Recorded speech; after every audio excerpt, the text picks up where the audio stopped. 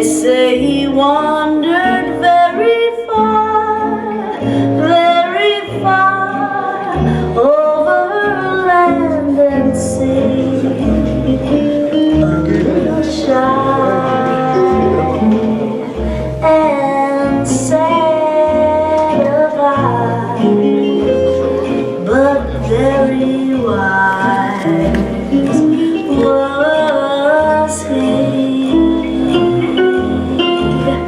And then one day, a magic day, he passed my way, and while we spoke of many things, fools and kings, this he said to me: the greatest thing you'll ever learn is just to love and be loved in return.